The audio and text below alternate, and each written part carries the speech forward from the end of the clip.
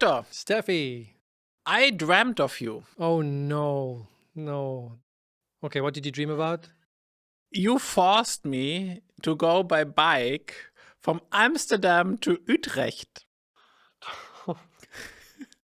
And I wasn't fast enough. From Amsterdam to where? Utrecht. What is that? It's like, I think the second biggest city in the Netherlands. It's like, I think 20 minutes with a train. So it's something you can actually go by bike. And you forced me to go there by bike. And then you said, faster, faster. And I needed to go faster. And then, like in my dream, I switched to a car. And then I was too fast. And you were really angry that I was too fast, that you forced me that I go back. I must be terrorizing you. You did. I mean, like in real life, that just followed you into the dreams. I have to think about my actions at the office. How about we start the episode? Yes, before this gets worse. Wow. Wow Happens with Stephanie Hitchens and Victor Kunzig. Hi, and welcome to another episode of Wow Happens. Today's main topic is about the eventual demise of YouTube, or what's going to cause people to flee the platform. Maybe we'll come up with some crazy concept of how future videos are going to be. And at the end, we'll have two note-taking apps as a recommendation, just in sort of a different way. But before we get into that, Steffi, did you hear that one of the apparently best picture Oscar nominations is going to be F1? Victor, I'm not surprised, but I think you are, right? I don't think it's a bad movie. But you complained so much yes, about but it. It's not an best picture Oscar for F1. I don't get why people like this movie so much. It's like, yeah, because it's Formula One. yeah, I get that it's popular. Right? I understand that, but like as a movie, like just because of that. Yeah, and because of money, right? Like Apple paid so much money to make this movie. It has the friend of George Clooney, whose name I forgot. Brad Pitt. Brad Pitt. My God, the friend of George Clooney. Yeah, isn't he? I guess he is. Yeah, right? he is. They're good friends. Yeah. Yeah, so like the blonde friend of George Clooney. Wow. Yeah, you know, like they have all the money behind, and they have the F1, which is like super popular now. It's in the US, and they spend so much money, you know, like to build up this hype around Formula One. Yeah, I know. But I think the biggest problems of the Oscars, and now comes already the second bomb of this podcast. The first one was the friend and of George Clooney, and now this. It's not about the result anymore. It's about the effort they put in. You mean like the movie? Yeah, like it's not about the result. Like, please elaborate more on your thoughts. yeah, like look, like the movie is like, yeah, I thought way more or better than you about this movie, but it was not, oh my God, I've never seen such a movie. I also sat in the cinema, and I was like, I don't know, after 1.5 hours, I thought, okay, that could be over now. And it wasn't. And no, like it's like, let's take, for example, the camera technology, or in general, like the filming of these movies. It's like, it's not anymore how it looks, right? It's like, oh, they used the elaborate process of the, I don't know, the film camera. Or now, like in this F1 movie, they built the special cameras from Sony, and they used the chicken head from DJI, and they combined everything, and it was so cool. But you don't see it anymore. They all look the same. Yeah. And so it can't be about the output anymore. It is about the effort they put in, the theoretical effort they put in. Shouldn't it be about the story or the craft in the end? Yeah, but it's okay. It's a tried and truth plot, right? Like the underdog. That's why I think, like, just for the record, I don't think it's a bad movie, right? I just don't think it's anything to write home about. Maybe there was also nothing better. Because what do you want to give an Oscar to? The Battle After Another, which is like yes, a series Yes. of battles. Like, this was so boring. Oh gosh. Maybe let's come to an end about talking about these Yes, movies. we're never going to agree on this. And I think We don't do this anymore. So Hollywood will disagree with us as well. yes, but let's come to the main topic of this week, which is What happens when YouTube is gone? yes. And what do you think? Well, the first thought that comes to my mind is, well, we still have Substack and Spotify for our podcast, so I don't really care. No. But your YouTube channel is a bit homeless then, right? Yeah, that's true. Yeah, it's a very interesting question. We sort of touched on this maybe, or we raised it in one of the previous episodes. That's at least how this idea came about to talk about this today. Is that the overly reliance on YouTube as it keeps growing and growing and growing, becoming more and more like the center of all video, podcast, live streams on the internet. And since the internet has become or replaced broadcast to a certain degree, which we also talked about in one of the episodes, it's like this big single point of failure, right? What happens if this one is gone? It's not going to go away tomorrow, right? But yeah, to answer your question, I don't know. Like I have been toying around with the thought of uploading my videos somewhere else, but I haven't really found sort of like a suitable home. There's not really, I think, anything around. I remember in the olden days you had Vimeo, which still exists, right? Yeah. But that's not really it's a different thing. Vimeo is very different, right? There are like creator-based streaming platforms like Nebula and what's the other one called? Patreon. Oh. Patreon. Oh, Patreon. Oh, Patreon. I meant Curiosity Stream.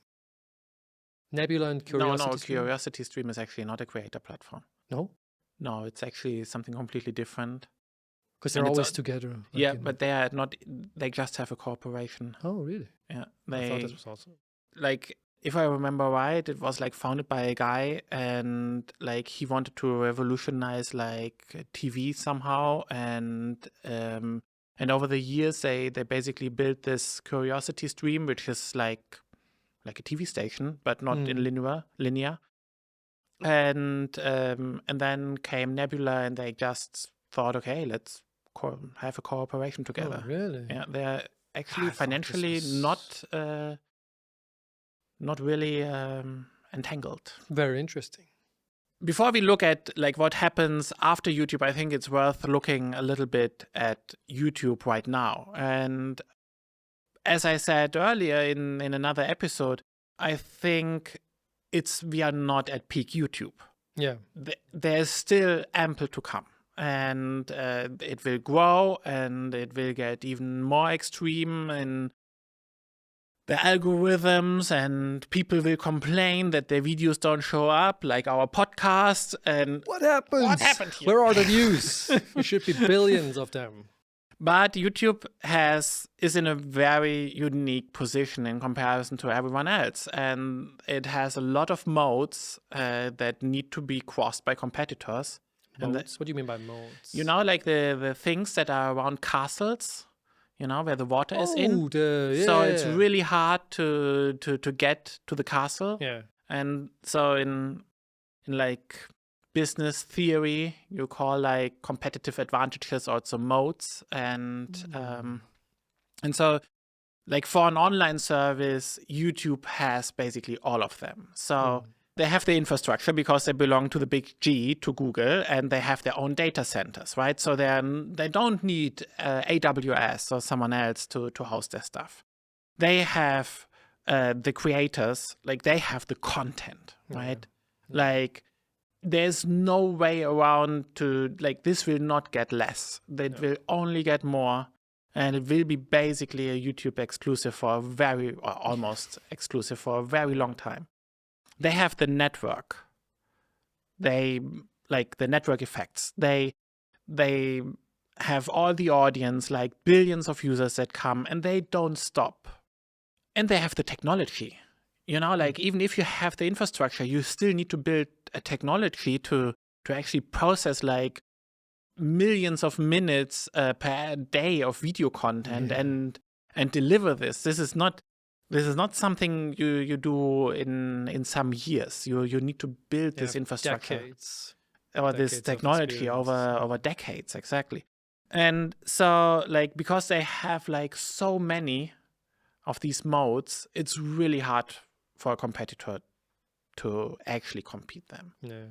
And I think if there will be a competitor for YouTube, it will be something that is completely different.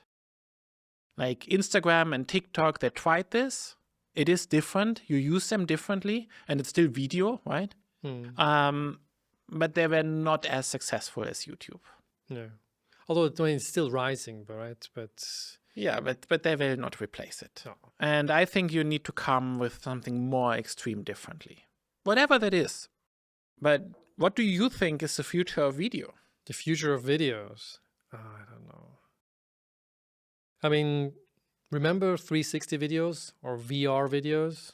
I've never done this. Uh, But please, yeah, of course I do remember, but I never done this. a friend of mine had this Google Cardboard thingy. We remember that you could. I forgot how he got it, but Didn't we have one at our old office? Like, oh, maybe it was through that. dear audience, we used to work together already before we worked together. And at that old office, we had like some of these. Google Cardboard, yeah. Yeah. But yeah, there was this boom when the first 360 cameras came out. I bought one as well, but it's kind of funny. Like 360 cameras still exist, but their use case is much different than what they initially did with it. You know, initially they came out and the idea was you have a new format of video. You can look anywhere you want during the video, and there was even some narrative work that was made. You know, like stories where I think there was a movie where the camera was just stationary in the middle of a room, and it's like a play, basically, you know, like a theater play, right? You are stationary and the story happens around you. But these days, those cameras are more used with the focus on you can reframe everything, right? It's not about you have the possibility to look during the video, but you record just everything, and after that, you decide what you want to show, right? Because nobody really wanted to do a whole, 360 video watching thing. So I don't think it's that. I think that one, they tried it. And I think VR, which is, well, kind of the same, but, if you go like with three-dimensional space, you can do more stuff. I don't think that's it either. I mean, because they've been trying to get that off the ground for years as well, and it's still a niche within a niche. And if you look at the Vision Pro, one of the largest, most popular tech companies in the world, Apple, released an AR VR headset, and I think, sold 7. it's I think one of their worst. Like, not the product itself is not bad. It's like it's from a tech side, it's an amazing piece of kit, right? It's just nobody wants this, nobody needs this, right? So I don't know. Do you have an idea of what like the future of video could look like? I really would like to have an Apple Vision Pro. Me too. I would love But the problem is, it's not the video capabilities or the lack of these. The problem for me is that it's something I can only use alone, which But the Vision Pro, you have your face on there, right? And if your wife also has a Vision Pro, it's like you are wearing nothing at all, right? Yeah, it's totally naturally. No, like I think the Vision Pro is like an experience for one person. Yeah.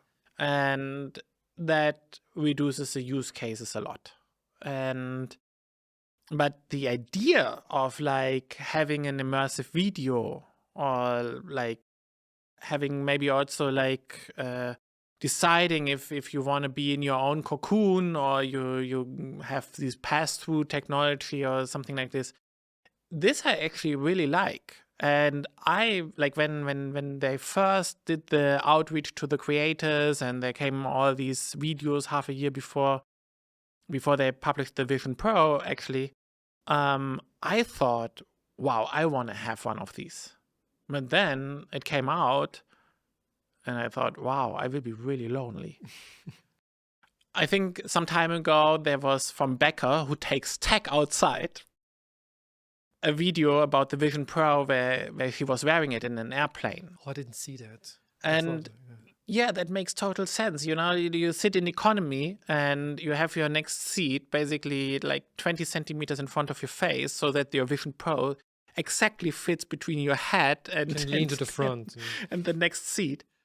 And then you can decide if you want to be in this airplane or you turn the dial and then you are in wherever you want to be. On the beach. On the beach or whatever, and you get your computer in this.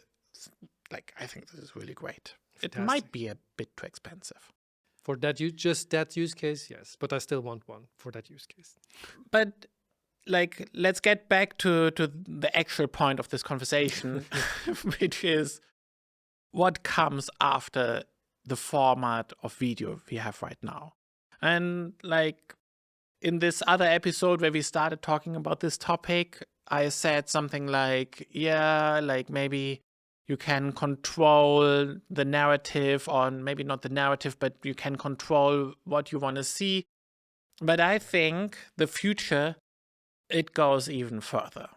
I think like you can then decide, or it will happen automatically, that let's say you watch a video of Linus Tech Tips, and you can have Linus standing next to you in your living room or in your podcast studio, or you can watch him in wherever he has recorded it, or or you like that he is more like walking through Zurich and explaining it because you like it, if videos look like Zurich, because that's what you're used to. So I think what we will see with the AI technology and everything that is still very early, you can modify videos to your own taste. But do you really think people want to do that? I don't think that someone wants to prompt and say, make this video look like it's recorded in Zurich. Yeah. But I think a lot of people would like if every Linus Tech Tips video looks like it's recorded in the Swiss mountains or in the Rocky Mountains or whatever you like. Because people like this now we're coming back to the Oscars and Formula One, right? Where they had like this clear vision of how it needs to look and did everything that every grain of the film or every pixel looks exactly as they wanted. But actually, like a lot of people don't care about this. They want familiarity or they want, I want to go on holidays to Singapore and I want to watch Linus Tech Tips. So I tell this assistant that I want to watch this Linus Tech Tip video now as he would have recorded it in Singapore. But how does that help me for my holiday trip? Like I don't like it. Yeah, you get to feel how it looks. Like it's just like, of course, like I know, like if I think about this now, I also think this is like BS, right? But that's always the future, right? Like if until it becomes really obvious what it is, the future looks like, never. Yeah. I don't believe that. Computers can write. You know what Photoshop now can do? Is you can have a really terrible image in a really low quality, and then you say double the size, and it adds these details. Like in the 90s, this was in movies. And I remember saying enhance. Enhance. And I remember thinking, this is BS. This will never work. Yeah. And now it works. But that's a different thing, right? I mean, the why you said that's BS back then was probably because you thought this is a technical like impossibility. You cannot make things out of thin air. And nowadays with generative AI, well, you can make things out of thin air, right? Yeah. But like the use case with having Linus walk around in Zurich or Singapore or wherever, I don't know. Like I don't think that's a technical impossibility because, you know, like you could generate a, like, maybe not a video where he talks about in detail about something, but where he just walks around in Singapore is already possible, right? And I don't see the appeal of that, to be honest. Maybe I'm not the target audience, right? Maybe I'm gonna be, by the time YouTube is in danger of being replaced by whatever the new format is, I'll be the old man yelling at the clouds, thing like, well, back in my day, we had a subscribe button and a like button with cool animations, and that's all that we needed, not more, and blah, blah, blah, something like this. I don't know. Are you talking about Victor in 3 years? Yes. No, I'm old. just kidding. Yeah, like, I don't know if this is really the future, right? But, like, think back about, like, let's take web design. Like, in the beginning of the noughties, everything was Flash. And the designers designed, like, exactly for this window size, and everything looked perfect. And now how web design works is, yeah, you create these rules, and they are maybe by now really complex. But whatever screen size you have, if you have an iPad, if you have a mobile, if you have a desktop, it adjusts to whatever is needed for your device. And so why shouldn't this adjustment happen on top to what I want? Like, maybe I want that this recipe video is shot in the local supermarket. Okay. I think, like, there is a version of this which I can see has an appeal and something that I actually would say, okay, I'm buying this, right? But that's something very, very different than Yeah. well, I guess that's the point of the whole thing, right? It has to be something different. But I don't think it's going to replace it. At least I can't see how. But just to get to, like, this idea of the supermarket, right? Let's say Apple actually gets Apple Intelligence, working. Siri becomes incredibly, not expensive, well, also expensive, but incredibly intelligent, becomes an actual assistant, what they envisioned with the first version of Siri. And then Apple comes out with the Apple glasses, or whatever they're going to call them, right? And you have, combined with the technology from the Vision Pro, you have augmented reality, but on a daily continuous basis. It's everywhere we go. And you have Apple recipes, and I want to bake an apple pie. It's a lot of apple in my my analogy here, or my example. And instead of having a shopping list, it combines the data with Apple Maps, which has the layout of the local Coop or Migros or Denner or whatever supermarket chain you like. And I go into the grocery store, and Siri manifests itself as an assistant and says, hey, Victor, you need this butter. And because it's also connected to my supercard, my Coop supercard, it's like, but buy these eggs, they're on sale, you have a coupon. And then I just follow Siri along as I walk through the grocery store and exit it with the best deal, and that basically could turn my brain off. It was like going shopping with my mom when I was 5, right? Except that it's now Siri. Cool idea. I'll subscribe to that. But that's not a movie. That's not a TV show. That's not a YouTube video. You just inspired me to something. And I was thinking only from the user perspective, that the user wants that it looks different. But maybe the creator wants that it adapts to the user. Like the web design, like we like the no one installs user CSS in their browser, right? Like no one. Apparently it's a thing, but apparently it's a thing. I never did this. But like it's all defined by the brands or the designer or whatever. And maybe you have like parts in a video that will be personalized to you. So, but the creator said what should be personalized. I want that this scene of this video, the next 20 seconds, are outside of the local town of the user. You're right. And it, to some degree, some of this already exists. Apple has, with all the devices that they bring out, you can look at them in AR, right? You can look at the new MacBook or the new, I don't know, like when you have like the iPhones come out, you can use another iPhone to sort of like simulate how it would look like if it was on the table. And you could do something like this, right? Let's say you make a video about a new phone, right? You could say like, And everybody who watches it, why do you want those close-up shots of the phone, all that fancy B-roll? You want to look at how it looks like, right? So you could say like, okay, this segment where I'm demoing the phone, it's demoed in the environment the user is most in. So this is how it will look like. This is how it will feel like when you use it, right? For example, let's say I look at new cameras. I want to buy a new camera, right? And I'm going on a trip to Mexico, right? Just as an example. Just as an example. Kind of both of them are true. And I look at the camera review and it'll show me how it will look like if I take pictures while I'm, I don't know, in Mexico City. You know, how will it feel like doing street photography? Yeah, in exactly. Mexico City?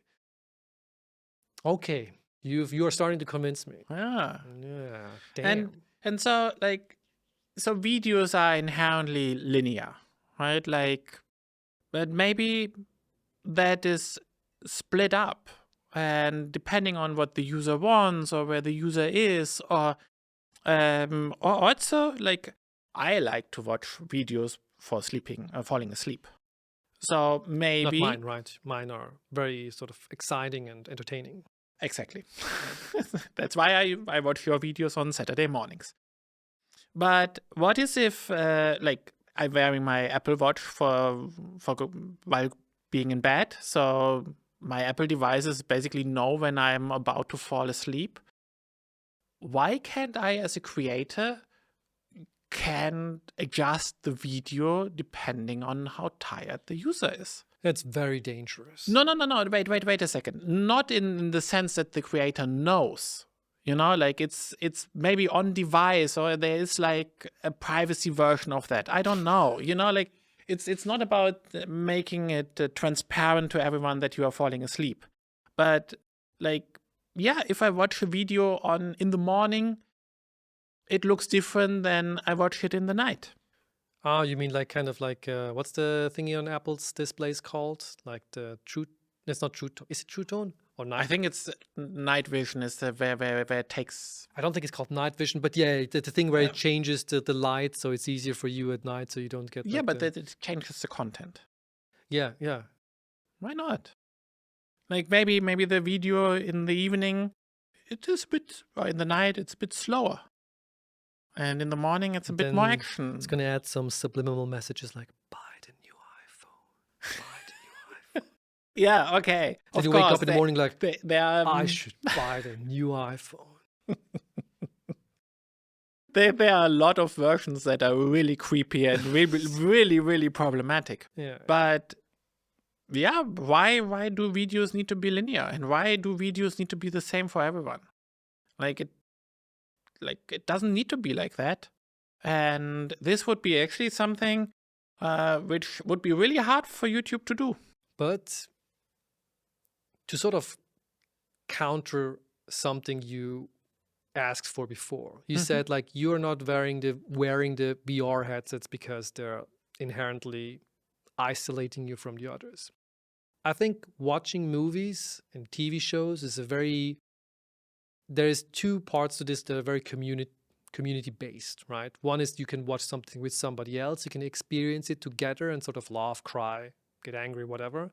And the other part is discussing or exchanging information after the movie, or like we just did at lunch today, right? We talked about YouTube videos and but if everybody has their own experiences, isn't that going to make it harder to share sort of like that? Because I will be like talking about, wow, this was really great. I want to buy the Nikon Z6 because those shots or how that person carried it through Mexico City looked really cool. And you don't know what I talked about because in your version, he walked through Amsterdam or he cycled through Amsterdam.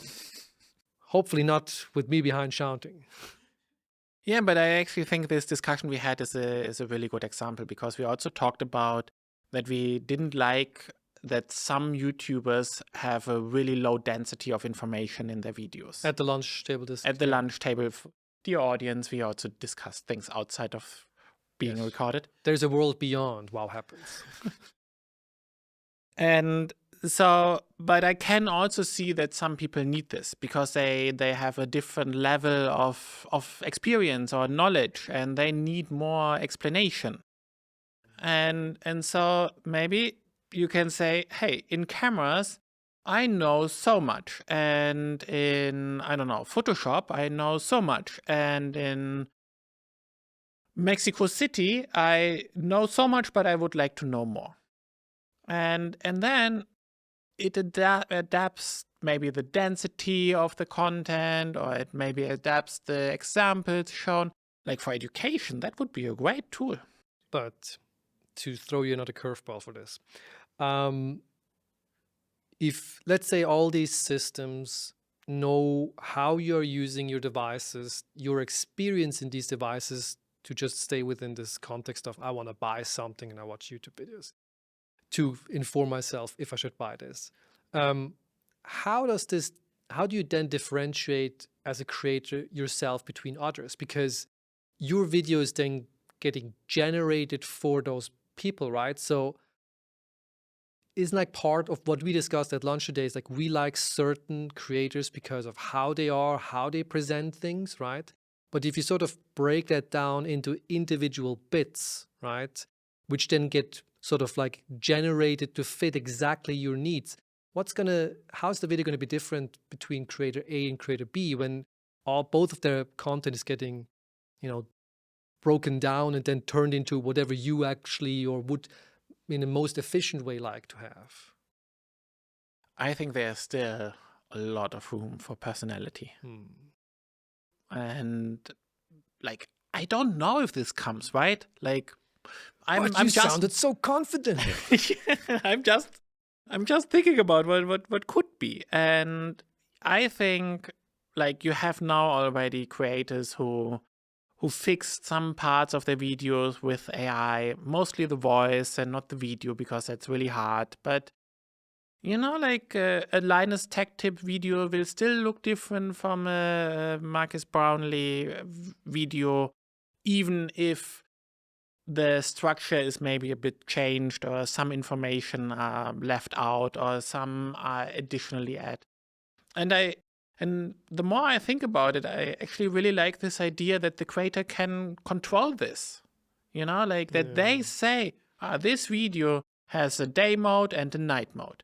This segment here, that can be adjusted to whatever city the user likes. And they still are them in the video. Like we didn't touch on it when we discussed Formula One, F1 movie at the beginning. But one of the cool things they did is that they took a lot of real Formula One or Formula 2 cars going around tracks and then just replaced basically the painting in VFX. Because they said this makes it look realistic. Because it is real. Because it is real. And everything is correct and only basically the branding on the car is changed. And maybe Linus walks from left to right through the shot. And but sometimes he does it in the Coop supermarket for you, and for the audience in the US, he does it in Costco or whatever, Walmart, Target. And in Germany, Linus walks through Aldi. It's still Linus. So I think I'm coming here to an end with my vision. Do you have another vision? No, but you partially convinced me that this might be a reality we're facing. I do like the idea of seeing Linus in Coop. That makes sense. Yeah, if he wouldn't be so busy. We would have made this already, right? So let's come to our wows. Yes, Victor, what is yours? It's a note-taking app, because I haven't talked enough about note-taking apps. But this is a different kind of note-taking app. While I was on my great search of a great new note-taking app, I came across Antinote. And as the name suggests, it's a note-taking app, which is kind of an anti-note-taking app. What is an anti-note-taking app? So, it has no app icon, it has no toolbar icon, it's just launched via shortcut, and then a little window pops up, and it's just like a scratch pad. You just write stuff in there, and then when you click away, it's gone again. And you just use your shortcut and it's there again. There's no tags, there's no file structure, there isn't even a list where you can see what kind of notes you have. It's just sort of like imagine like a very advanced version of your clipboard. But the cool thing is, so you have then these notepads, and then you can, using the trackpad, you can swipe left and right. And if you swipe left, you have all your old notes. Really? Yes. And if you remove the contents of a note, it's automatically gone. Like it doesn't doesn't have like an empty file because it doesn't exist, right? And it's super handy to just copy paste stuff in it or write down something really fast where you don't have to worry about where it lands, because it all is saved in there. And there's some couple of neat features, like it does automatically math equations. Like, for example, if you say 5 plus 5 equals, and it automatically will write 10. 11. Exactly. And also like currency conversion and that kind of stuff. I think it's pretty cool. I can highly recommend it. Does it have like a Raycast integration, or is there an equivalent for Raycast? Because I would like that sounds like actually a cool idea, but I would like to have this in Raycast because I don't know. But it seems like an app that would have a Raycast integration. Interesting. Cool. What do you have this week? I have the Monologue app, which is a dictation app for Mac. And it's basically you can configure any keyboard shortcut and you press it and it's like tap to talk. So you press it as long as you talk. And as soon as you release it, it pastes the text you have set into the app that was in focus. And there's AI in the background and transcription, and it also improves then the transcription a little bit. And you can, in the app, you can do two really cool features. Number one is you can even define to put this on the world key on your keyboard, on the Mac, like the language switcher. The language switcher, who uses this? You use. Okay. Yay! We have a user. Okay, you can also put it to any other key. But I put it on that key because I'm never using this key. And because I only use Mac or Apple keyboards, I always have this key somewhere around. And and the special thing about that key is it's not an official key you can put the keyboard shortcut on. So in all other apps, you lose something. No, you don't lose something. You just can press this button and it registers as a shortcut. Yeah. And so this is feature number one, which is really special. And the second one is that you can enter prompts you want that it uses to apply to this transcript, depending on the app. So, for example, you can say, hey, if I'm in a chat app, then basically write as I spoke. And if I say emoji, then make an emoji out of it. When I'm in email, then do like a little bit more formal, independently of what I said. Don't use emojis. And it will do accordingly. That's very cool. That's really cool. And it's a really cool app. It looks ugly as hell. Dear developer, I really love your product, but how it looks is not my taste. It's part of the Every bundle, every not .to. affiliated with EveryWow. Not affiliated with EveryWow. And or you can have it as a separate subscription, and the separate subscription I think is like $8 or something like this. And it works really great, and it's fast and amazing quality. I'm really happy about that. Cool. Wow. That sounds like an app. That's an app. All right, it's time to wow out, a phrase that I will never get used to. Thank you so much for watching. Let us know what you thought about this episode, about the future of videos, and see you next time. Bye. Thank you. Sweet dreams.